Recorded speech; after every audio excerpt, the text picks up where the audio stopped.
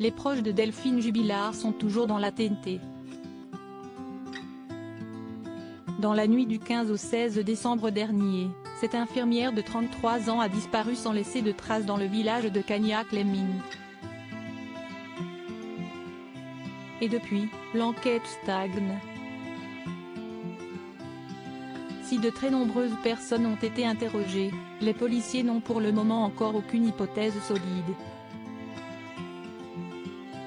Plus de 100 personnes ont été entendues, a révélé M. Philippe Pressec, l'avocat des amis et cousines de Delphine Jubilard. Mes clients ont été auditionnés et perquisitionnés parmi les premiers. Tous les profils de pervers dans les environs ou les individus ayant des casiers judiciaires suspects ont été interrogés. Tous les emplois du temps ont été vérifiés. Parmi les pistes encore étudiées par les enquêteurs, celle d'un mystérieux voisin de Delphine Jubilard, comme le rapporte Marianne. Selon nos confrères en effet, les enquêteurs travaillent actuellement sur la piste d'une personne du voisinage de Delphine Jubilard, un amoureux et conduit. Cet homme, qui se montrait pressant, aurait effrayé la mère de famille.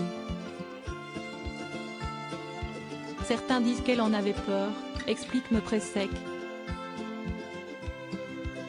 Toujours d'après les informations de Marianne, il aurait nié toute implication dans la disparition de la jeune femme lors de son audition par les forces de police. Une autre piste étudiée est celle d'un homme avec lequel elle entretenait une relation épistolaire.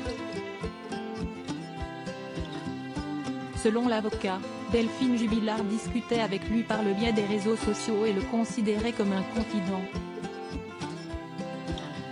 Selon les déclarations aux Parisiens d'une source proche de l'enquête, l'infirmière semblait amoureuse et heureuse de cet inconnu. Le téléphone de Delphine Jubilard s'est à nouveau allumé et si l'enquête stagne, une connexion mystérieuse la relance. Comme le rapportait Actu Toulouse, le téléphone portable de la jeune femme aurait été réactivé dans la nuit de mardi 9 à mercredi 10 février 2021, aux alentours de 21 h. Une connexion qui interroge les enquêteurs, et qui donne lieu à 3 hypothèses.